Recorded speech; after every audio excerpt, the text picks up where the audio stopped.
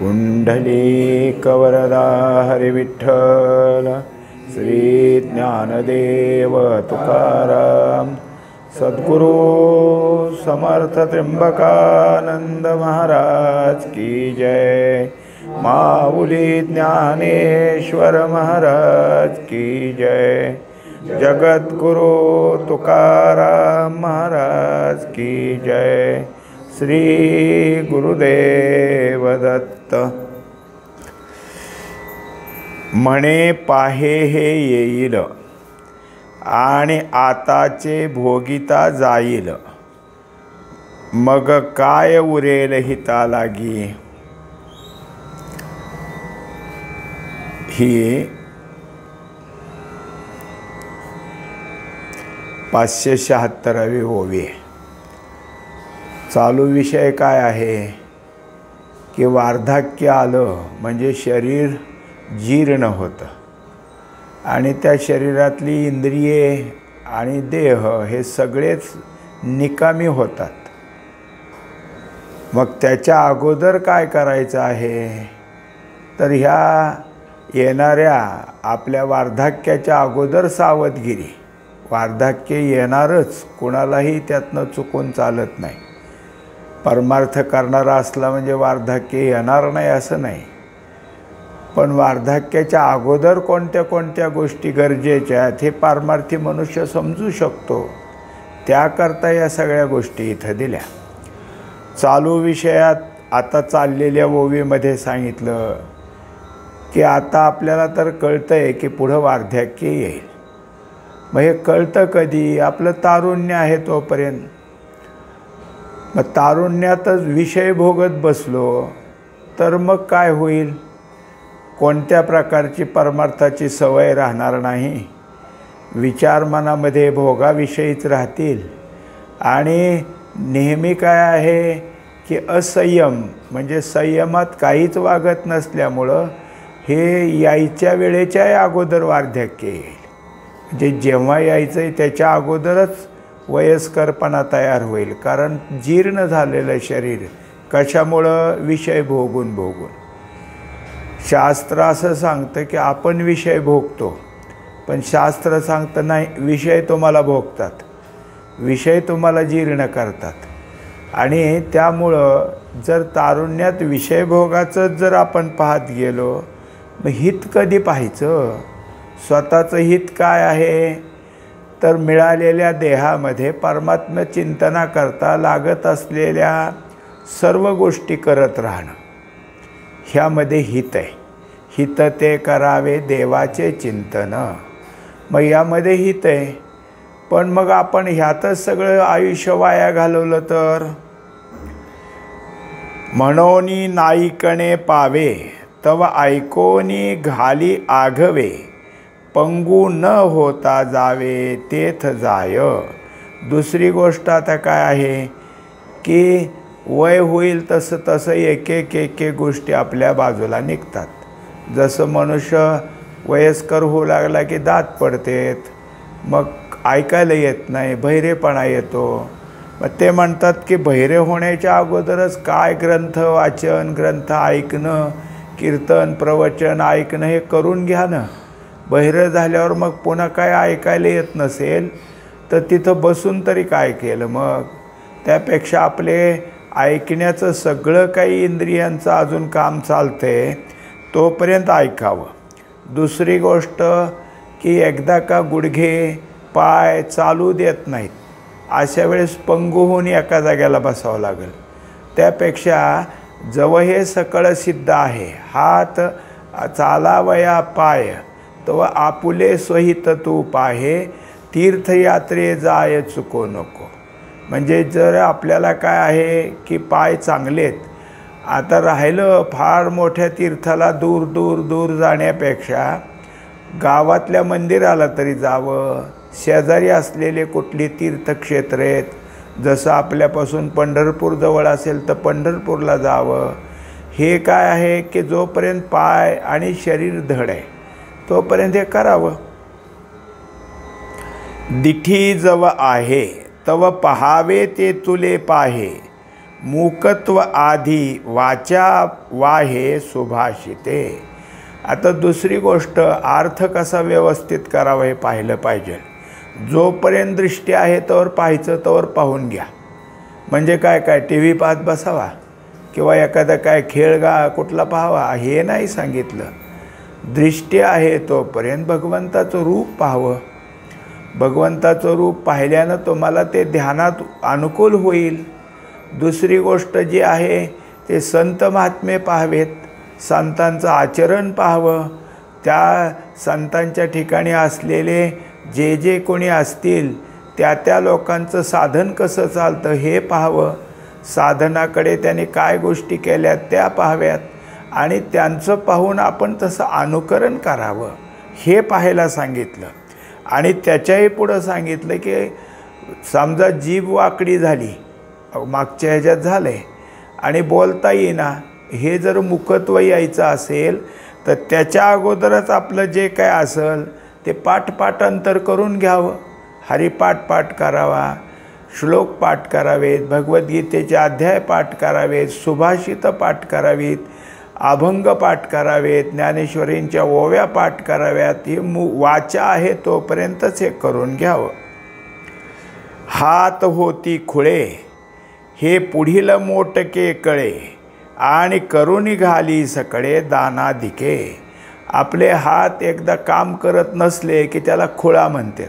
हातच काही हालचाल होता येत नसेल तर हा खुळा झाला. मग परत काय आहे, त्यापेक्षा हात चांगले तोपर्यंत दान धर्म करावा, जे ज्याला गरजेचं आहे आणि ज्याच्यासाठी काय आहे ते दान दिलं असता सत्पात्री दान ठरतं. म्हणून आपला हात चांगले तोपर्यंत होईल तितकं दान धर्म करावा. तेव्हा ऐसी दशा येईल पुढे तई मन होईल वेडे तव चिंतून ठेवी चोखडे आत्मज्ञान. आपल्याला पुढे एखाद वेळेस काय हे जे वयस्करपण आहे त्यात विस्मृती होते. मनुष्य असा जेवला तरी बाहेरचे कोणी आले की म्हणतो मला हे जेवायलाच घालत नाहीत, काही म्हणतो, काही सांगतो. कारण त्याच्या ठिकाणी काय झालेलं असतं की म्हातारपणामुळं एक प्रकारचं वेडसरपणाच, विस्मृती खरी ती, पण त्याला ते चाळे तयार होतात. तोपर्यंत हे सगळं होण्याच्या अगोदर विचार करावा, आपलं मन चांगलं आहे. मग त्यात विचार करावा की देह म्हणजे जड कसा आहे, आत्मा चेतन कसा आहे, हे दोन एकत्र आल्यामुळं देहाच्या ठिकाणी चेतना कशी निर्माण झाली, हे सगळं विचारात येता येता एकदा का आपल्याजवळच आहे हे कळालं की तो प्राप्त करून घ्यायचं साधन करावं. त्याच्याकरता पहिल्यांदा काय करावं, आत्मज्ञान प्राप्त करावं. आत्मज्ञान कोणाकडे मिळतं, संताकडे मिळतं. म्हणजे संतांना शरण जावं. हे सगळ्या गोष्टी अगोदर कराव्यात. जैसे चोर पाहे झोंबती तव आजीची ऋषी जे संपत्ती का झाका झाकी वाती न वचता कीजे. आता दुसरी गोष्ट अशी एक लक्षात ठेवली की चोर येतील आणि नुसतं कुठे दाखव कुठे म्हणून आपल्या अंगाला झोंबतील किंवा मारहाण करतील. त्यापेक्षा घरातच काही संपत्ती ठेवायची नाही. चोर यायला भिल, ह्यांच्याकडे गेलो तर ह्यांनीच काय मागितलं तर काय द्यायचं असं त्या चोराला वाटलं पाहिजे. म्हणून अगोदरच संपत्तीला काय करा, दूर करा. आणि जे काही असेल त्याच्यामध्ये काय करायचं आहे की आपला दिवा लावलेला आहे आणि तो संध्याकाळी काय करायचे, अगोदर फार रात्री दिवे ठेवत नसायचे, दिवे विझवून टाकायचे. तसं आपलं काही अजून सगळीकडं उघडं आहे ते झाकाझाकी करावी, मग वात विझवावी. त्याच्या अगोदर विझवली तर मग झाकायचं सगळं तसंच राहील. तैसे वार्धक्य यावे मग जे वाया जावे ते आताचे आघवे सवते केले. तेव्हा वय झाल्यावर ह्या सगळ्या गोष्टी गेल्या, सगळ्या शरीराचं सगळं काही भाग जीर्ण झाल्यावर मग वाईट वाटायला लागलं, आपण काहीच केलं नाही. हे होण्यापेक्षा आत्ताच त्या ठिकाणी जर काही आपण काही केलं तर तो परमार्थ आपल्याला त्या वेळात शरीर वार्धक्याला जाईल, पण त्याच्या जे काही अगोदरचं त्यांनी परमार्थाचं भांडवल साचवलेलं आहे त्याचा त्याला उपयोग होईल. आता मोडोनी ठेली दुर्गे का वळीत धरले खगे तेत उपेक्षोनी जो रिगे तो नागवला की. असं एक उदाहरण दिलं आहे की मागं काय असायचं, गावागावाला तटबंदी असायची, वेस असायची आणि एकदा का संध्याकाळच्या वेळेला ठरलं की त्यावेळेस वेस बंद व्हायची. पुन्हा बाहेरच्या माणसाला आत नाही ना आतल्या माणसाला बाहेर नाही. आता ह्याने काय केलं, कुठंतरी प्रवासाला निघाला होता आणि वेशीच्या बाहेर पडला. पण काही अंतर चालल्यावर त्याला असं लक्षात आले की पाखरं सगळी आपल्या आपल्या घरट्याकडे निघाली. म्हणजे वेळ कोणतीही आता 3रा प्रहर, संध्याकाळची वेळ आहे. माघारी जावं तर वेस बंद झाली आणि इकडं पाहावं तर सगळी पाखरं आपल्या घरट्याकडे निघालीत. पण म्हणलं काय होईल ते होईल, आणि तसंच जर निघाला तर निश्चित काय होईल, कोणीतरी त्याला वाटसरूळ वाटमाऱ्या भेटेल आणि त्याचं सगळं चेहरावून घेईल. तैसे वार्धाप्य होये आले पण वाया जाये जे तो शतवृद्ध आहे नेणो कायचा. एकंदरीत पाहायला गेलं तर वयस्करपणा येण्याच्या अगोदर सावध होऊन जे जे काही आपल्याला करता येत असतं ते करावं. कारण प्रत्येक इंद्रिये, शरीर आणि शरीराच्या ठिकाणी असलेल्या बाकीच्या गोष्टी हे भगवंतांनी दिल्यात, त्या परमार्थासाठी दिल्यात. हे परमार्थाचं साधन आहे. शरीर हे संसाराचं साधन नाही. दिली इंद्रिय हात पाय कान डोळे मुख बोला या वचन जेणे तू जोडसी नारायण नासे जीवपन भवरोग. हे सगळं कशासाठी आहे तर याच्यासाठी दिलेलं आहे. पण त्याचा उपयोग जर अगोदर करून घेतला तर आहे, नाही तर आलेलं वाया जाईल. आणि नुसतं नाही तर अतिजीर्ण वृद्धपणा जर आला तर मग कठीणच होईल. झाडिली कोळे झाडी तया न फळे जेवी बोंडी जाहला अग्नी तरी राखोंडी जाळील काही. आता झाडिली कोळे झाडी, कोळे म्हणजे तिळाचं जे पेंढ्या बांधलेल्या असतात त्याला कोळं म्हणतात. तीळ उभा करतात जेव्हा काढणे झाल्यावर, आणि ते जोपर्यंत काय आहे वलं आहे तोपर्यंत राहतं. जेव्हा वाळतं त्याला कोळं झालं आता म्हणायचं. मग ते उलटं करून त्यातले तीळ सगळे झाडून घ्यायचे. आता एकदा का झाडून घेतल्यावर तया न फळे जेवी बोंडी, बोंड राहतील त्याला, पण परत पालतं करायला तर काय पडणार आहे. म्हणजे एकाच वेळेस त्याचं काय असेल ते मिळेल. त्यानंतर त्यात तीळ राहणार नाहीत, ते जे आहे त्या झाडाची बोंड राहतील. आणि पालथं करून किती वेळा बघत राहिला तरी परत तीळ त्यातून येत नाहीत. तसंच अग्नी एकदा राखुंडी झाल्यावर त्याच्यावरपासून काय करता येईल आपल्याला. म्हणून वृद्धाप्याचे आठवे वृद्धाप्य जो नागवे तयाच्या ठाई जाणावे ज्ञान आहे. म्हणून ज्यानं आपलं वय होण्याच्या अगोदर, शरीर जीर्ण होण्याच्या अगोदर आपल्या ठिकाणी जो जो काही परमार्थीय विचार आहे त्याचं सगळं परिपूर्ण संचन केलं आणि आत्मज्ञानानं इतका पूर्ण झाला की आता त्याच्या ठिकाणी ज्ञानाची कुठेही कमतरता नाही. हे ज्ञान त्याच्या ठिकाणी न्यायप्राप्तीपर्यंत गेलेलं आहे. तर त्याला हे वरचं शरीर जीर्णतेचं काही वाटणार नाही. शरीर जरी बिनकामी झालं तर तो चिंतनातच निमग्न राहील. तैसेची नाना रोग पडिघाती पुढा अंग तव आरोग्याचे उपयोग करून घाली. तसंच आहे आपल्या ठिकाणी काय आहे की शरीरात नाना तऱ्हेचे रोग अगोदरच बसलेले आहेत. थोडंसं चूक करू द्या आपल्या ठिकाणी तो रोग लगेच बाहेर येतो. हे सगळे जागृत होण्याच्या अगोदर जोपर्यंत आपलं आरोग्य आहे, शरीर निरोगी आहे, तोपर्यंतच त्याचा काय असेल ते उपयोग करून घ्यावा. सापाच्या तोंडी पडली जे उंडी ते लावोनी सांडी प्रबुद्धू जैसा. आता माऊलीने हे कसं कुठं निरीक्षण केलं असेल. एखादा पदार्थ आहे, काय आहे समजा धान्याचं कणीस पडलं एखादं आणि सर्प आला आणि त्याला चाटून गेला. असलं कणीस पुन्हा कोणी वापरायला घेत नाही. सापाने त्याला तोंड लावलं आहे म्हणल्यानंतर त्याला फेकून देतात. जसं ते जे काही असणारा कोण आहे ज्ञानी मनुष्य, ज्यांनी पाहिलं आहे की सर्पांनी त्या असणाऱ्या काय धान्याला म्हणा कशाला म्हणा तोंड लावलं आहे, तो जसा त्याला टाकून देतो, आणि टाकून देणं हेच खरंच शहाणपण आहे. तैसा वियोगे जेणे दुःखे विपत्ती शोक पोखे ते स्नेह सांडोनी सुखे उदासू होय. तसं ज्याच्या वियोगानं आपल्याला काय होईल, दुःख होईल, आणि ज्याची विपत्ती आली असता शोक निर्माण होईल, किंवा असं काही जिथं आपण प्रेम केलं की ते वाया गेलं तर आपलं प्रेम आपल्याला दुःखकारक होईल. ह्या सगळ्या गोष्टीपासून अगोदरच मन काढून घ्यावं. म्हणजे वियोग झाला तरी तो आपला अगोदरपासून दूर राहत होता. दुसरी गोष्ट, कोणती विपत्ती यायचं काहीच कारण नाही, कारण त्याच्याजवळ असं विपत्तीने हानी होईल असं काही जवळ राहिलंच नाही.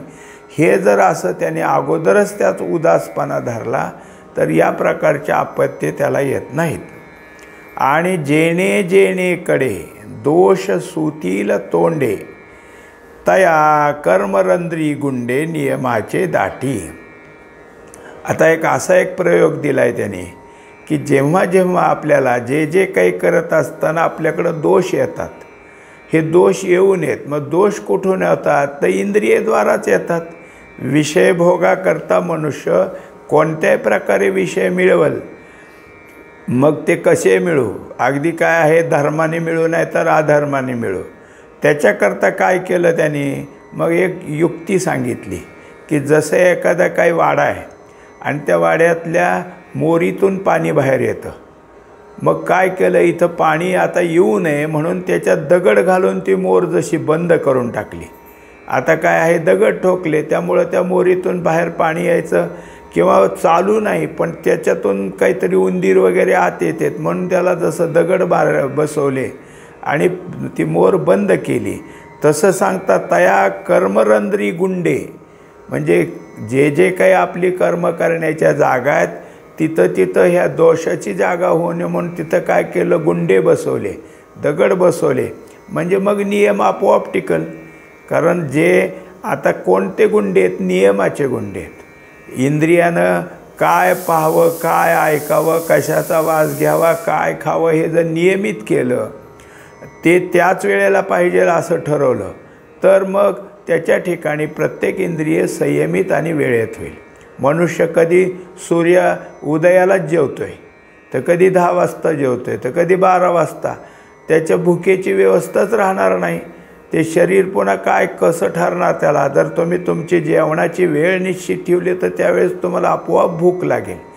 भूक लागल्यावर जेवणं हे गरजेचं असतं, कारण त्यावेळेस तुमचे जे पाचक रस आहेत ते सगळे पाझरत असतात, आणि भूक न लागता जेवायला लागला तर त्यावेळेस ते पचन नीट होत नाही. म्हणजे हे सगळे नियम आहेत, आणि त्या त्या नियमानं चालत असला तर दोष येणार नाहीत. आईस आयसिया आयती जयाची परी असती तोची तो ज्ञान संपत्ती गोसावी गा. एकंदरीत या सगळ्या गोष्टी ज्याच्याजवळ आहेत, जो असा सावध झालेला आहे, ज्यांनी परमार्थाचीच वाट धरलेली आहे, त्यानं नुसती परमार्थाची ज्ञानसंपत्ती गोळा केली. त्याला तर मोठेपणा असा दिला की ज्ञानसंपत्तीचा मालक आहे. गोसावी म्हणजे मालक आहे तो तिथला. आता आणिकही एक लक्षण अलौकिक सांगेन ऐक धनंजया. आता एवढ्यात नाही, ज्ञान सांगायला लागल्यानंतर ज्या व्यक्तीजवळ ज्ञान आहे ती व्यक्ती त्या ज्ञानाच्या आधारावर, ज्ञानाच्या अधिष्ठानावर कशी वागते, कसं त्याचं आचरण असतं, त्या आचरणातून आपल्याला त्याची लक्षणं कळाली. लक्षणं कळाली का ज्ञानी व्यक्तीच कळाली, तर ज्ञानी व्यक्ती कळाली. आणखीनही सांगतात, असक्तीर्ण विश्वंग पुत्रदार ग्रहाद्विषु नित्यंच समचित्तत्व मिष्टानिष्टोपपत्तिषु. आता जे काही आहे, मुलं बायको, अजून बाकीचं घरदार, ह्या सगळ्याविषयी आपल्या ठिकाणी जे काय आहे आसक्ती, शिवाय काय आहे ममता, ह्या सगळ्या गोष्टीचा ह्याच्या ठिकाणी अभाव आहे. आणि जे काही असेल आवडणारी गोष्ट प्राप्त हो किंवा ना आवडणारी गोष्ट प्राप्त हो, नफा हो किंवा तोटा हो, सुखाची गोष्ट प्राप्तीला हो अनुकूलता किंवा दुःखाची गोष्ट प्रतिकूलता हो, तरी चित्त ज्याचं समय त्याच्या चित्तात हालचाल होत नाही, तो जो कोणी आहे तो ज्ञानी आहे. तरी जो या देहावरी उदासू ऐसिया परी उखिता जैसा बिडारी बैसविला आहे. आता त्याच्या ठिकाणी देहाचा बद्दलचं प्रेमच नाही. उदासीनाचा देह ब्रह्मरूप असं सांगतात तुकाराम महाराज. म्हणजे त्याच्या ठिकाणी देहाचं जिथं काय आहे प्रेम नाही, तो ब्रह्मरूपतेकडे जातो. मग आता देहात आहे, मग काय करतो देहाला, तर जे जे काय असेल ते करतोच ना. कपडे घालतो, भूक लागल्यावर जेवतो, पाणी पितो. ते म्हणले जसा एखादा भाडेकरू असतो, त्या घरात राहिल्यावर तेवढं त्या घराला तो सगळं करतोच ना. पण माझं मन कुठं करतो आहे, भाड्याचं घर म्हणून तसं आपल्याला देहाला समजावं.